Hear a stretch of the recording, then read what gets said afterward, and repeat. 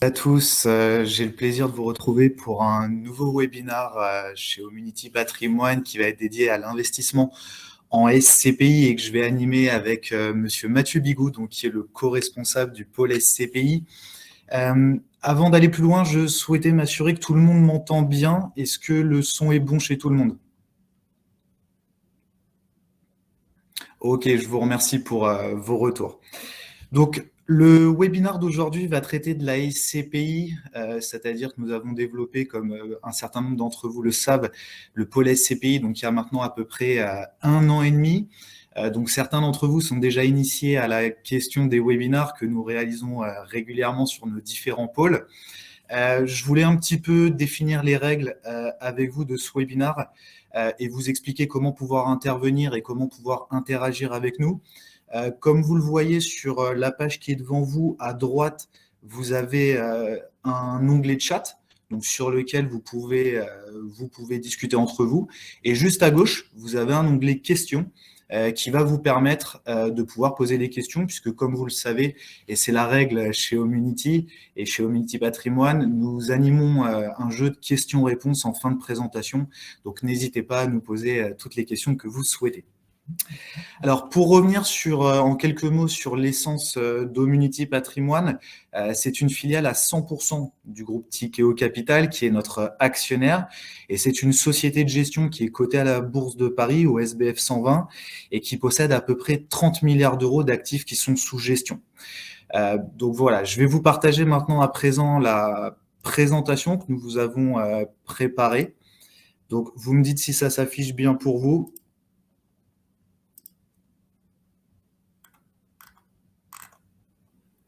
Ok, parfait. Je vois que l'affichage est excellent. Donc, l'investissement en SCPI.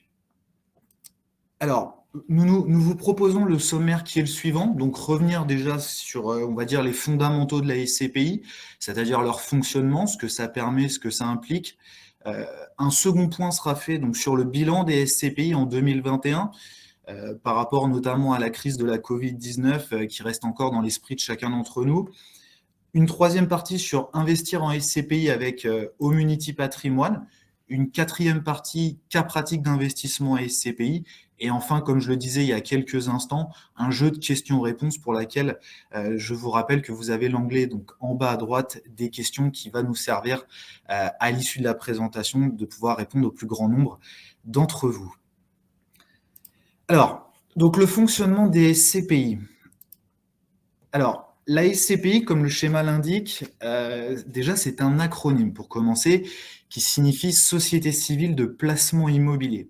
C'est-à-dire que les SCPI sont ce qu'on appelle des véhicules d'investissement dits collectifs qui permettent à la fois à des personnes physiques et à des sociétés, donc des personnes morales, d'acquérir des parts en contrepartie de quoi elles bénéficient en fait d'un titre de propriété qu'on appelle dans l'univers de la SCPI une attestation de propriété de part. C'est-à-dire que cette attestation de propriété de part est l'équivalent de l'acte notarié dans l'immobilier classique, comme on pourrait l'appeler. L'avantage de cette solution d'investissement, elle est très simple, c'est que ça permet aux épargnants, qu'on appelle ici des associés, d'avoir une mutualisation du risque. Une mutualisation du risque qui repose sur 3 éléments fondamentaux. Le premier, c'est la mutualisation entre les associés, puisque pour certaines SCPI, les plus grandes d'entre elles, on va quasiment jusqu'à plusieurs dizaines de milliers d'associés. Donc ça rend vraiment une structure vraiment très importante. Je pense par exemple à la SCPI Morande que nous référençons. On va avoir également une mutualisation du risque en termes d'origine des loyers, donc qui va directement être la source de vos futurs loyers. C'est-à-dire qu'on a tout un tas de locataires qui vont payer les loyers à la SCPI et qui après seront réaffectés aux associés dont vous faites ou vous ferez partir. Et enfin, la mutualisation du risque au niveau des actifs, bien entendu, puisque investir dans de la SCPI, c'est investir non pas dans un actif comme dans l'immobilier classique, comme on pourrait le nommer, mais plutôt dans une multitude d'actifs, et cela d'un point de vue géographique extrêmement éclaté, si je puis dire, aux 4 coins de la France et même en Europe. Alors pour la petite parenthèse, quand on parle d'Europe, ça va surtout être la zone qu'on appelle du Benelux, l'Allemagne, et de façon marginale des villes comme Dublin, Barcelone, Madrid, voire Milan. Donc, l'avantage des SCPI, c'est que ça permet donc à chacun d'entre nous d'investir plutôt sur le long terme, puisqu'il faut vraiment avoir cet horizon de placement à l'esprit. La SCPI, bien que vous achetiez des parts, euh, on n'est pas sur un produit comme en bourse d'achat-revente, on est sur une stratégie vraiment de long terme. On parle encore une fois ici d'immobilier. Donc, le minimum en termes de durée recommandée, encore une fois, c'est une durée de 7 à 8 années. La raison en est très simple, c'est que c'est la durée en moyenne qui est nécessaire pour rattraper et dépasser les fameux frais de souscription qui, pour rappel, sont intégrés dans le prix de la part au moment de la souscription et qui viennent en diminution lors de la revente. Donc, pour continuer à vous présenter ce schéma, la SCPI, globalement, ça vous permet d'investir sur quasiment tout type d'immobilier que vous pouvez avoir autour de vous, c'est-à-dire les grands classiques, le bureau et le commerce, mais également la santé, l'éducation, la logistique, le résidentiel, donc l'habitation, et également l'hôtellerie.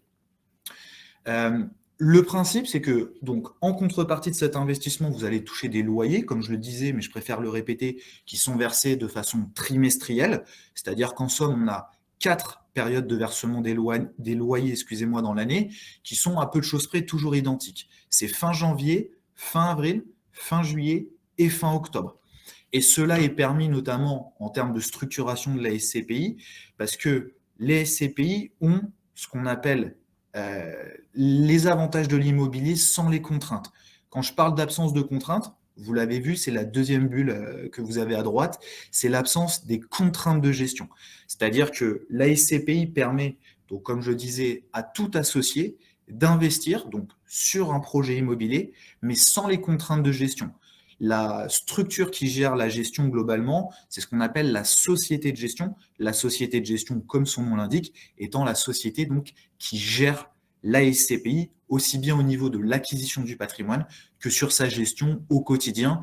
Au quotidien, bien évidemment, on entend par là le paiement des impôts fonciers, la recherche de locataires, les travaux, etc. En somme, tout ce qui a trait à la gestion courante de ce type de produit de placement.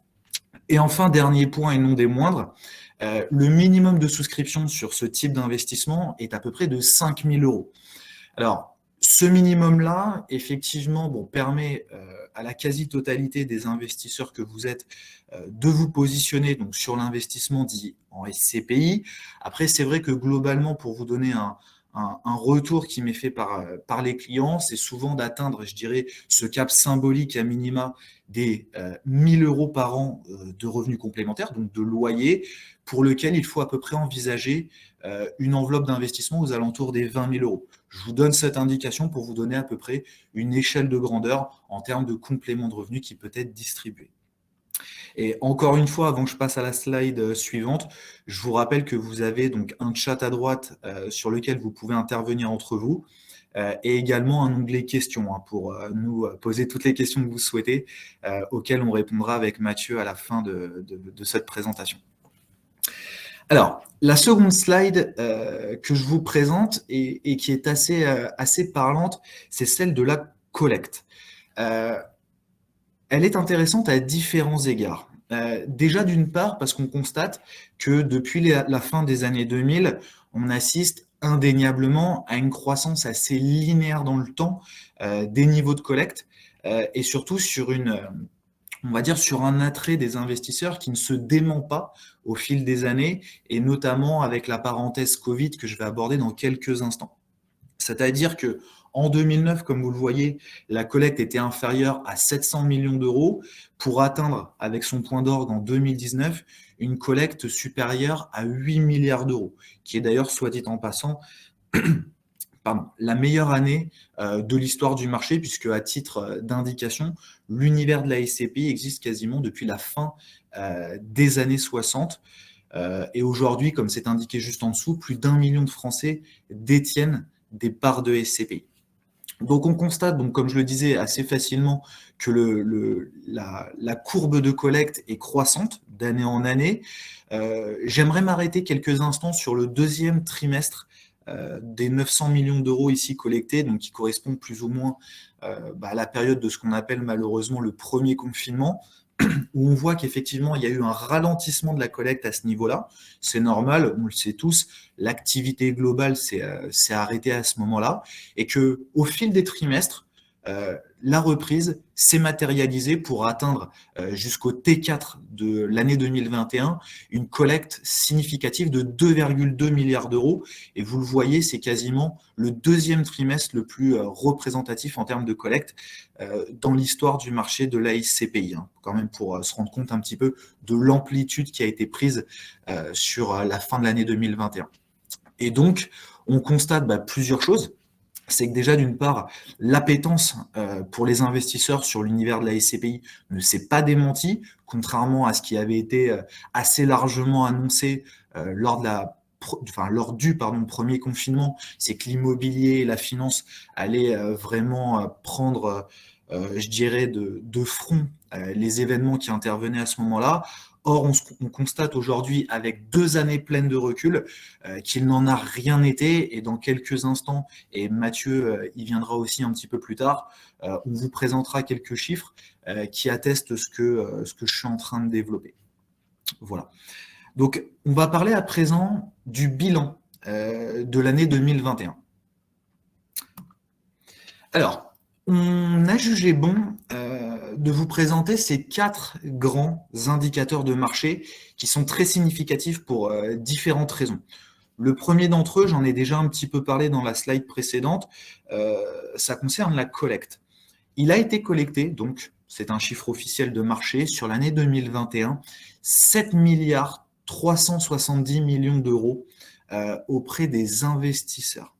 Soit, comme c'est indiqué en dessous, la deuxième plus forte année de collecte. Donc c'est quand même une donnée assez importante, assez rassurante, à la fois pour ce qui s'est passé, mais également pour l'avenir de ce marché-là. Puisque comme je l'expliquais notamment sur la première slide, c'est un marché qui, grâce à son contexte de mutualisation du risque, mais également de diversification. Vous connaissez l'adage probablement, beaucoup d'entre vous nous le répètent régulièrement, il ne faut pas mettre tous ses œufs dans le même panier. La SCPI représente à elle seule justement ce concept de diversification, puisque comme je le disais tout à l'heure, investir dans la SCPI, c'est prendre une partie, une quotité, un pourcentage de chacun des actifs déjà détenus dans la SCPI, ce qui permet donc de maintenir un niveau de collecte important et de classer cette solution d'investissement comme un produit de résilience en temps de crise. Le second indicateur que je veux vous présenter, c'est celui de la performance globale. Alors, quand on parle de performance globale, et je vais m'arrêter un petit peu dessus, on parle notamment de 2 éléments. Le premier d'entre eux, et je pense que c'est le premier qui vous vient à l'esprit, c'est celui du rendement. Bien évidemment, qui dit immobilier dit rendement, même si je vous rappelle, et c'est indiqué juste en dessous avec le petit astérisque, que les performances passées ne présagent pas des performances futures, c'est quelque chose qu'il faut évidemment garder à l'esprit, le rendement étant la contrepartie du risque. Ici, la performance globale, donc en termes de rendement sur l'année 2021, représente à peu près 4,4%. À titre de comparaison, en 2021, dans l'épaisseur du trait, c'était à peu près 4,2%. À ce niveau de rendement, il faut ajouter un second indicateur, c'est celui de la revalorisation du prix de part. Alors, qu'est-ce que la revalorisation du prix de part? C'est très simple. Là encore, on va faire un parallèle avec l'immobilier classique, donc l'immobilier physique, comme certains d'entre vous le nomment, et je le nomme aussi de cette façon-là. C'est la hausse du prix au mètre carré. C'est-à-dire qu'en somme, quand on parle de performance globale, on a donc le rendement auquel s'additionne le pourcentage de revalorisation du prix de part. Et à ce niveau-là, sur 2020, la revalorisation moyenne était à peu près de 1,10% et en 2021, il était à peu près de 1,2%. Et effectivement, quand on couple les deux indicateurs, 4,4 plus à peu près 1,2 est égal effectivement à 5,6, 5,57% de performance globale. Et je termine rapidement là-dessus.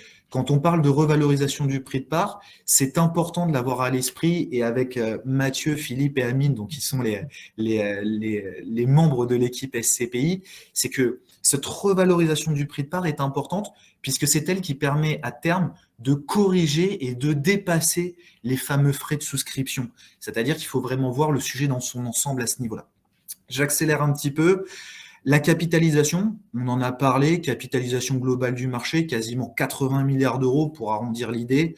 2020, à peu près 71 milliards d'euros, donc une accélération assez significative. Taux de rotation des parts, alors ça c'est un élément important et que je vais développer assez rapidement, mais qui est très essentiel.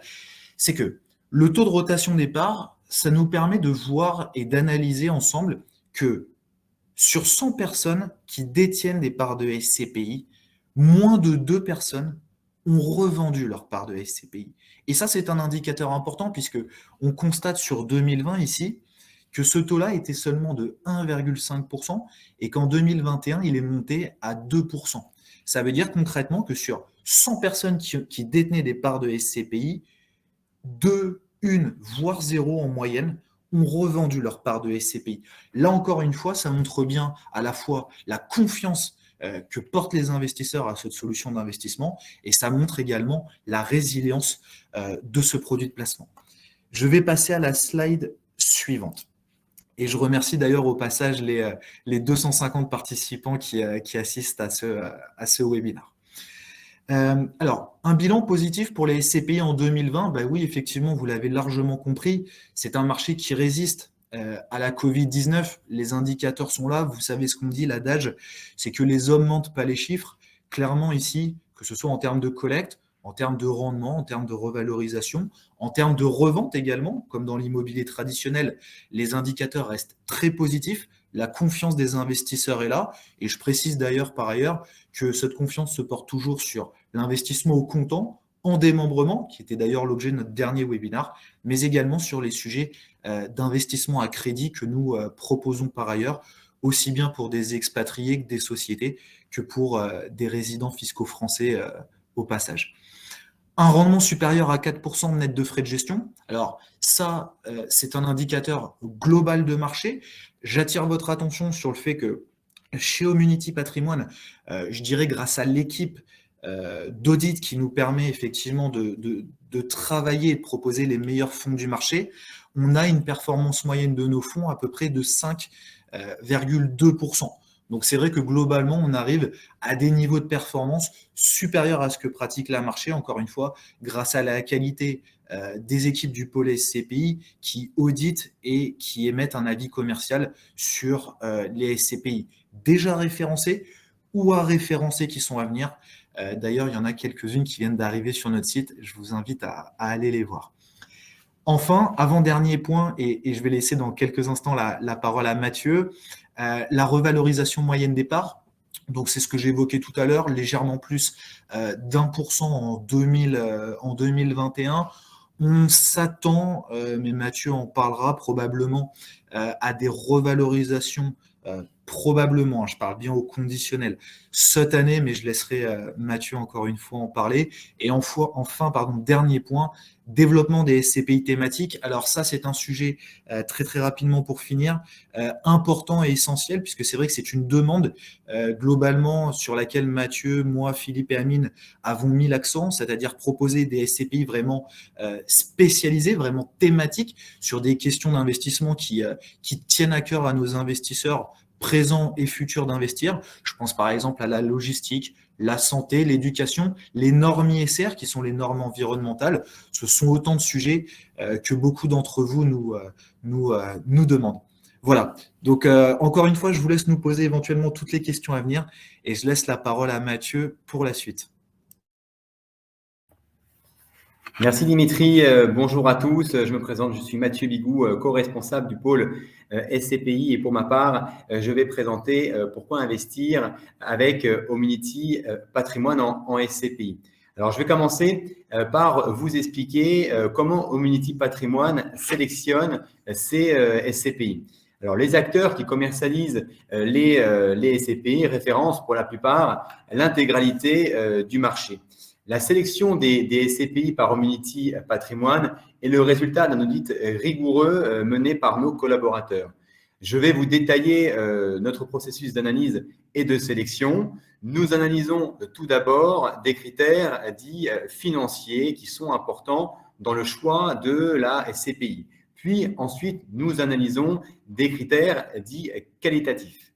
À la suite donc, de l'étude de ces critères, nous rencontrons nos partenaires et nos équipes se réunissent pour sélectionner les SCPI que nous souhaitons proposer à nos investisseurs. Chez Homunity, nous sommes partis d'un constat assez simple. Il existe aujourd'hui 36 sociétés de gestion, plus de 200 SCPI sur le marché. Il est donc assez compliqué pour un épargnant de faire son choix. Donc, cet audit nous a amené à sélectionner 10 SCPI disponibles depuis notre site homunity.com. Maintenant que nous avons vu le processus de sélection, je vais vous préciser nos critères de sélection. Les premiers critères sont les critères principaux financiers. Ils sont au nombre de 4. Le premier, c'est le taux de distribution. Alors, comme dans tout placement financier, le rendement est important et à prendre en compte pour bien sélectionner une SCPI. Le rendement moyen d'une SCPI en 2021 est de 4,45%. Les plus performantes offriront d'ailleurs des rendements supérieurs à 6%. Cependant, ces rendements ne sont pas garantis par la société de gestion et peuvent varier à la hausse comme à la baisse. Cependant, ils sont relativement stables sur une très longue période.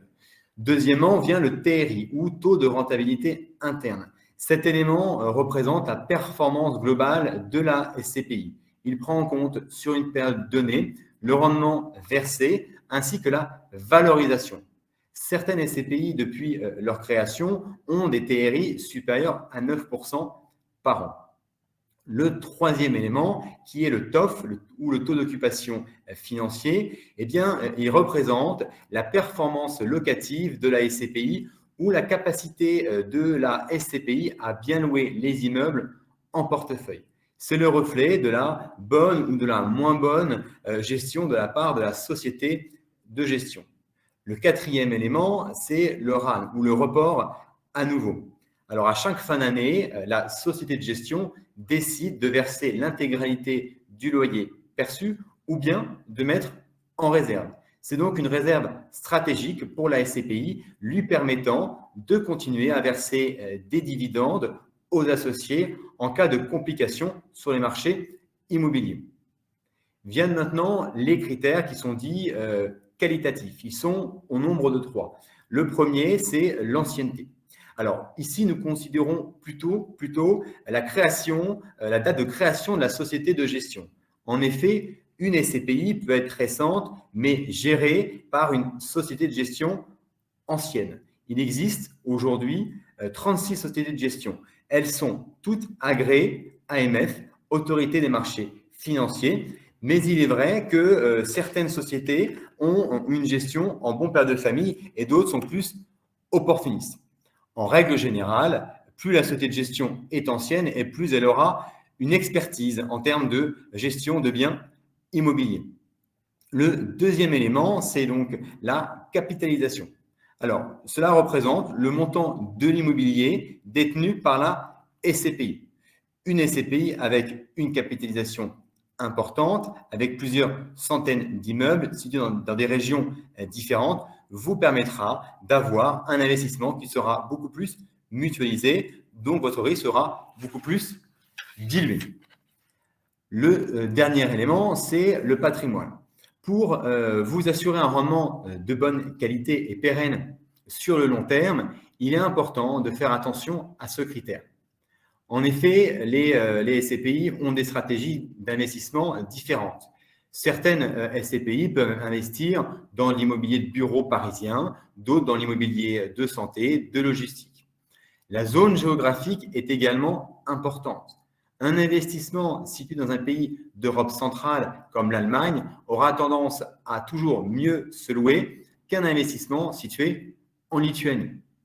Alors bien sûr, tous ces éléments sont à prendre en compte, mais ils ne doivent être qu'un élément dans la prise de décision de votre investissement.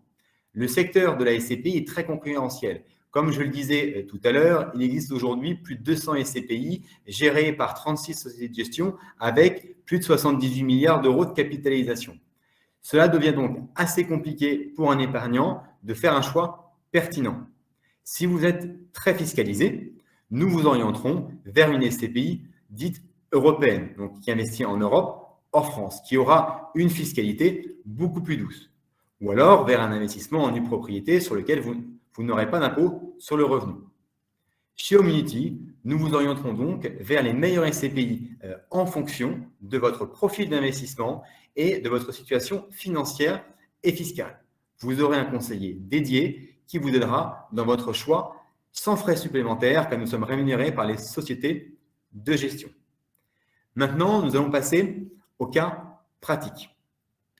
Maintenant qu'on a vu donc cette sélection, je vais vous présenter deux SCPI qui ont passé notre audit. Ce sont deux SCPI qui sont différentes en termes de stratégie, mais qui ont des qualités propres à chacune. Commençons d'abord par Vendôme Région, gérée par la société de gestion Norma Capital. Comme vous pouvez le voir sur la carte, sa stratégie est d'investir depuis quelques années dans les grandes métropoles régionales françaises. Nous parlons ici de villes comme Rennes, Le Mans, Nantes, Bordeaux. Les grandes forces de ces régions est d'avoir connu de fortes revalorisations. Prenons un chiffre qui reflète bien la situation de cette SCPI, c'est la valeur de reconstitution qui représente plus ou moins la valeur du patrimoine valorisé en part. Celle-ci est à 711 €, à comparer avec le prix de souscription qui est à 655 €. Il y a donc une décote. Les autres éléments clés qui nous ont permis de sélectionner cette SCPI sont, premièrement, le taux de distribution qui est de 5,91%. Petit rappel, la moyenne des SCPI de rendement est à 4,4%. Deuxièmement, le TRI à 5 ans, donc le taux de rentabilité interne à 5 ans, qui est à 5,46% malgré les frais d'entrée. Le taux d'occupation financier qui se situe à 97%. Vendôme Région date de 2015 et détient un patrimoine de grande qualité diversifié qui avoisine les 350 millions d'euros. Nous sommes ici donc dans une SCPI plutôt opportuniste avec de très belles perspectives futures en termes de valorisation. Le second cas pratique porte sur Immorente. Merci Dimitri. Donc c'est Immorente qui est gérée par Sofidy. Cette SCPI est une des plus anciennes sociétés, une des plus anciennes SCPI, car elle date de 1987. Comme vous pouvez le voir sur le graphique, elle détient un patrimoine extrêmement diversifié en France et en Europe, avec plus de 2100 locataires sur environ 1000 immeubles en détention et donc représentant une capitalisation globale d'environ 3,7 milliards d'euros. Cette SCPI est donc une des plus importantes SCPI du marché. Elle est donc une des SCPI les plus diversifiées. Cependant, certaines SCPI de taille identique ont beaucoup moins d'immeubles en portefeuille. Elles sont donc beaucoup moins diversifiées, donc votre risque est beaucoup moins dilué. Malgré son ancienneté, Immorente a un taux d'occupation financier qui est de 93%, ce qui montre la compétence de la société de gestion Sofidy en termes de gestion d'actifs immobiliers. L'autre élément important qui a fait que nous avons référencé Immorente chez Homunity Patrimoine est le taux de rentabilité interne qui est depuis l'origine à 9,43%. Pour mieux comprendre ce taux et cet élément, cela signifie que si vous aviez placé votre épargne sur Immorente à la fin des années 80, cela vous aurait rapporté 9,43% par an jusqu'à aujourd'hui, en prenant en compte, bien sûr, le rendement plus la valorisation. Bien sûr, les performances passées ne préjugent pas des performances futures, mais cela reste tout de même un très bon indicateurs. En résumé, ces deux SCPI sont, selon nos critères, de très bonnes SCPI, mais elles ont des stratégies différentes qui correspondent aux objectifs de chacun. N'hésitez pas à prendre rendez-vous avec nous pour faire un point en fonction de vos objectifs de placement pour que nous puissions vous orienter sur là où les SCPI vous correspondant le mieux. Voilà, nous en avons terminé avec la présentation. Maintenant, nous pouvons passer aux questions. Merci Mathieu. Alors, je vais procéder par ordre d'arrivée à la première question et on va se donner pour un petit peu calibrer cette dernière partie du rendez-vous. On va se donner à peu près une vingtaine de minutes. Mathieu et moi allons tâcher de répondre à la majeure partie des questions qui nous ont été posées à tour de rôle. Alors, je prends l'une des premières que je vois. Qu'est-ce qu'une SCPI à capital fixe et à capital variable? Alors, en fait, j'ai envie de dire tout est dans le titre. Ça veut dire qu'une SCPI à capital fixe, tout simplement, c'est une SCPI qui statutairement, c'est-à-dire dans ses statuts du coup, a un montant maximum de capitalisation possible. C'est-à-dire que, par exemple, vous allez avoir une SCPI, et c'est souvent des SCPI soit de rendement à capital fixe, soit des SCPI fiscales qui sont à capital fixe, qui vont, par exemple, avoir écrit statutairement qu'elles ne peuvent pas excéder, par exemple, 100 millions d'euros. C'est-à-dire que quand 100 millions d'euros ont été collectés auprès des investisseurs, il n'est plus possible de souscrire, la SCPI est fermée et j'attire votre attention sur le fait que la liquidité des parts s'opère sur un marché secondaire à ce niveau-là et que c'est un petit peu plus compliqué d'en sortir. En ce qui concerne les SCPI à capital variable, là encore, le titre est assez explicite. C'est-à-dire que le capital n'est pas figé statutairement. Il y a néanmoins une limite, mais qui est très élevée. Ça veut dire que concrètement, une SCPI permet d'acheter et de vendre des parts de SCPI auprès des associés, ce qui se traduit en fait très concrètement par une émission en permanence de nouvelles parts pour tout nouvel investisseur et une liquidité plus ou moins maîtrisée, plus ou moins assurée de la part de la société de gestion, puisque la balance acheteur et vendeur s'opère dans le cadre d'un capital qui a un écart type beaucoup plus important. Moi, je vois une question à mon tour. Que se passe-t-il si la SCPI fait faillite? Alors, ça, c'est une très bonne question qu'on peut nous poser assez régulièrement. Alors, une SCPI ne peut pas faire faillite. Une société de gestion peut faire faillite. Donc, la société qui gère la société de la SCPI peut faire faillite. En revanche, une SCPI ne peut pas faire faillite. Une SCPI, c'est simplement de l'immobilier qui est composé. Voilà, une SCPI, une société qui est composée d'immobilier et elle est simplement gérée par une société de gestion. Alors non, une SCPI ne peut pas faire faillite. Voilà. Si je vais un peu plus loin, si une société de gestion venait à faire faillite, eh bien, c'est extrêmement simple. La SCPI pourrait être confiée en termes de gestionnaire à une autre société de gestion. Autre question assez simple qui a été posée à plusieurs reprises. Qu'est-ce que le report à nouveau? Le report à nouveau, ce n'est ni plus ni moins qu'une mise en épargne d'une partie des loyers collectés auprès des locataires. C'est-à-dire que quand une SCPI va recevoir par exemple 100 euros de loyer de la part de locataires, elle va, et c'est un exemple, hein, je le précise, elle va en reverser par exemple 98, les 2% étant soit des frais de gestion et ou de la mise en réserve. On a, pour aller même plus loin dans la réponse, puisque la question est assez concise, enfin la réponse est assez concise, on a en fait deux niveaux de mise en réserve. On a le report à nouveau, qui est une sorte de livret A, on va le dire comme ça, de la SCPI, et le PGE, qui est la provision pour gros entretien, comme son nom l'indique, c'est destiné aux travaux. Alors ensuite, une question intéressante, est-ce que Homunity se charge de trouver un crédit avec une banque si on veut profiter de l'effet de levier? Alors oui, effectivement, les SCPI sont disponibles à crédit et c'est effectivement un élément extrêmement important.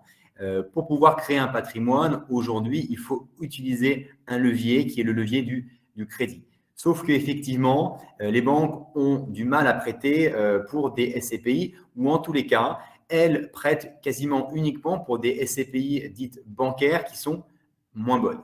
Alors, nous avons mis en place, nous, des partenariats avec notamment Sofidy Financement qui permet de financer les meilleurs SCPI du marché afin de pouvoir vous proposer cette offre. L'idéal, c'est que vous puissiez prendre rendez-vous avec nous nous envoyer un mail sur la boîte mail qui s'affiche à pierre@omnitypatrimoine.fr pour qu'on puisse étudier votre situation. Merci Mathieu. Autre question, alors c'est plutôt une double question. Faut-il mieux investir en cash ou à crédit? Et quelle est l'imposition des SCPI? Alors, cette première question est une question à laquelle il n'y a pas en soi de réponse, puisque chaque investisseur a une configuration d'investissement et une situation différente. Après, dans l'absolu, pour quand même tâcher de répondre à la personne qui a posé cette question, l'immobilier, globalement, a plutôt vocation à être acheté à crédit, à des fins très simples. C'est que les charges d'emprunt, c'est-à-dire le taux du crédit, qu'il soit de 1, 2, 3, 4%, peu importe, et l'assurance, pareil, qu'elle soit de 0,1, 0,2, 0,3, peu importe, sont des charges déductibles de vos revenus fonciers. Et ça, c'est un élément déterminant. C'est-à-dire que pour une personne, par exemple, je prends un cas assez classique, sorti du chapeau, une personne qui, par exemple, aurait un taux d'endettement de 0%, qui aurait toujours utilisé des liquidités, qui serait, par exemple, locataire, aurait plutôt vocation à utiliser la voie du crédit plutôt que d'utiliser ses liquidités. La voie du crédit, la voie de l'investissement à crédit est la meilleure solution d'enrichissement. C'est pas moi qui le dis, c'est l'histoire entre guillemets, c'est-à-dire que l'immobilier a cette particularité de pouvoir s'acquérir à crédit. Les crédits, par les intérêts d'emprunt et le taux d'assurance, sont déductibles des revenus fonciers. C'est une aubaine dont il faut profiter. Et très rapidement, quelle est l'imposition des SCPI? Les SCPI, c'est de l'immobilier, clairement. L'immobilier, sa fiscalité, ce sont les revenus fonciers. La fiscalité des revenus fonciers, c'est la tranche marginale d'imposition, qu'on appelle plus communément la TMI. Ce sont les seuils de 0, 11, 30, 41 et 45%, à laquelle s'ajoutent les prélèvements sociaux. Et je précise une micro-aparté avant de relaisser la main à Mathieu. Sachez que pour des clients qui subissent une fiscalité importante, le choix de la fiscalité européenne peut avoir du sens grâce notamment à l'exonération des prélèvements sociaux. N'hésitez pas à nous poser des questions sur pierre@omnitypatrimoine.fr. Maintenant, il y a une question globale un petit peu sur l'inflation. Alors, on pourrait débattre pendant des heures de l'inflation, mais assez rapidement, ce qu'il faut se dire, c'est que l'inflation aujourd'hui est plus importante, elle est même grandissante. Donc, pour pouvoir préserver son pouvoir d'achat, il faut trouver des placements supérieurs à l'inflation. Et aujourd'hui, tout ce qui est livret A, LDD, fonds d'assurance vie ne vous préserve pas de l'inflation, vont même vous appauvrir. Alors, l'intérêt de la SCPI, c'est que déjà, ce sont des placements qui ont des rendements supérieurs à l'inflation. Et deuxièmement, c'est que les loyers de bureaux suivent peu ou prou l'inflation parce qu'ils sont indexés à l'ILC. Donc aujourd'hui, c'est vrai que l'investissement en part de SCPI est un excellent placement pour se couvrir de ce risque inflationniste. Voilà. Alors, je vais prendre la prochaine question qui est quelle est la part qui doit être prise en IFI? Donc l'IFI, alors je rappelle que l'ISF a cédé sa place à l'IFI, c'était il y a 4 ans, je crois, à peu près. Quelque chose comme ça, à peu près 4 années, me semble-t-il. Donc l'impôt sur la fortune, l'ISF a donc cédé sa place à l'IFI, l'impôt sur la fortune immobilière. Je crois qu'effectivement, c'est depuis 2017. Quelle est la part qui doit être prise en compte pour le calcul de l'IFI? Alors ça, on la trouve en fait, je peux pas vous le dire très exactement comme ça, parce qu'en soi c'est propre à chaque SCPI. Mais c'est une information que vous trouvez dans les bulletins trimestriels.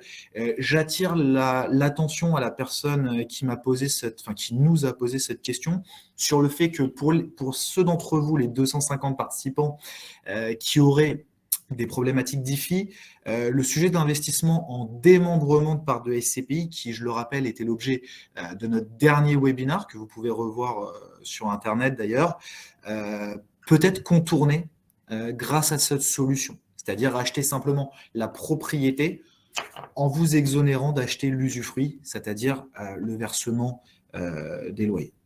Voilà. Je laisse la parole à Mathieu pour la suite. Alors ensuite, une question. Alors, comment souscrire à des parts de SCPI avec Homunity Patrimoine et Homunity Patrimoine facture-t-il des frais?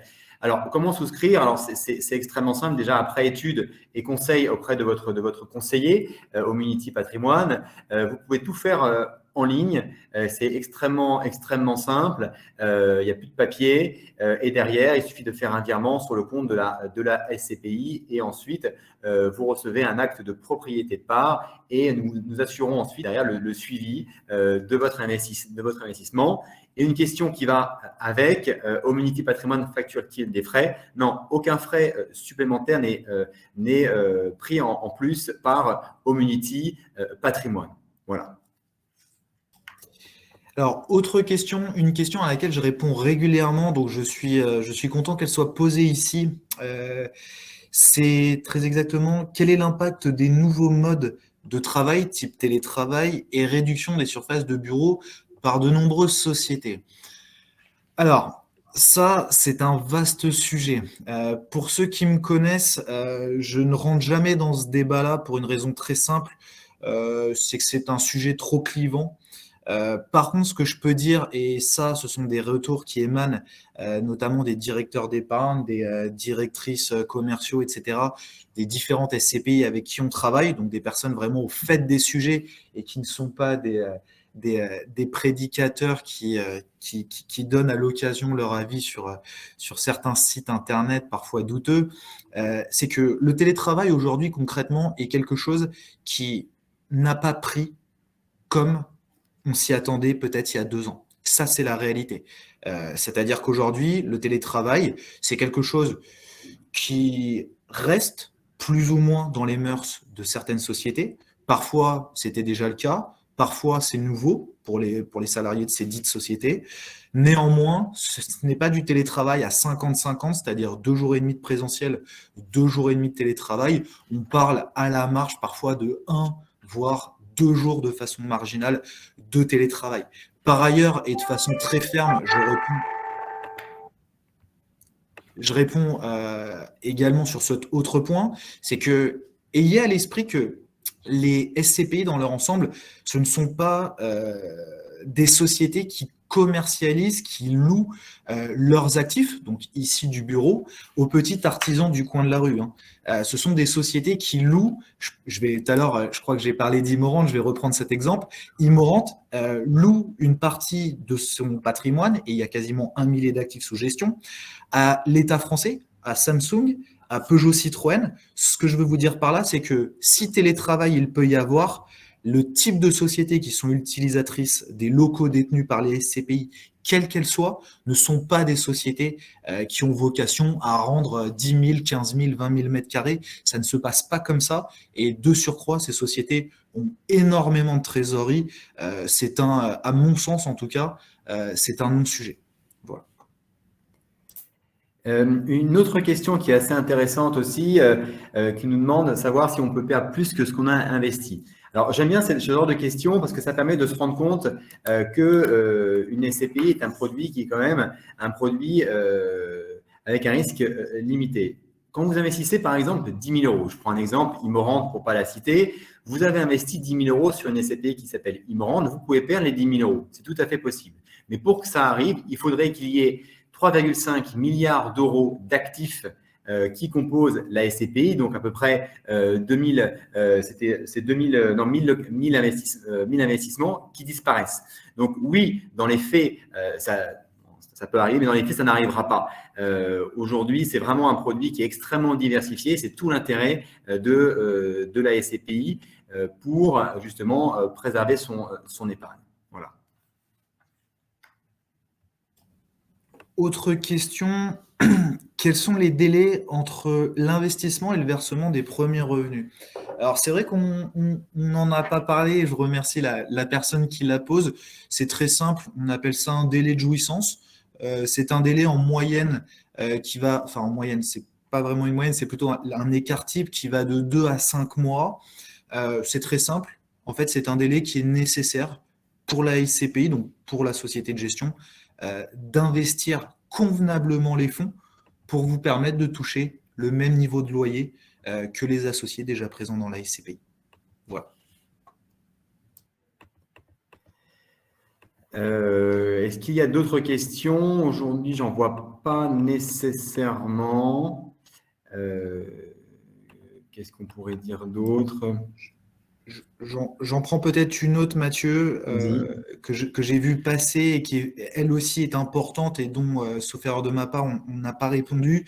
C'est le sujet de la liquidité des parts. C'est vrai que c'est une question qui est très souvent posée lors de rendez-vous. C'est très facile.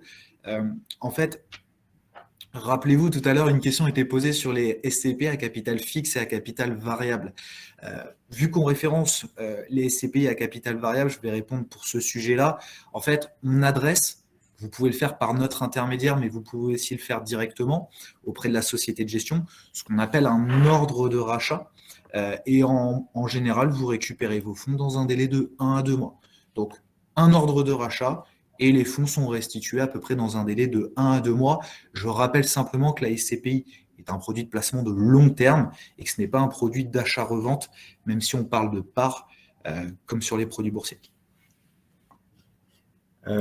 Ensuite, peut-on investir à plusieurs en SCPI pour utiliser l'effet de levier d'emprunt? On peut acheter des parts de SCPI, mais il faut être marié ou pas. C'est pour un foyer, fiscal. Ça ne pose aucun problème, bien entendu. Autre question, il nous reste 3 minutes, donc on va tâcher de répondre à encore quelques questions avec Mathieu. Vous nous dites, peut-on investir via une personne morale? Alors, pour ceux qui ne le savent pas, une personne morale, ce n'est ni plus ni moins qu'une société type SCI, SARL, etc. La réponse est oui, indéniablement. Vous pouvez souscrire effectivement au travers d'une personne morale. Bien entendu, vous allez bénéficier d'un cadre fiscal différent, puisque c'est celui, sous réserve du type de société et du régime fiscal choisi, vous allez bénéficier d'un régime fiscal donc différent, potentiellement. Et vous pouvez le faire aussi bien au comptant qu'à crédit.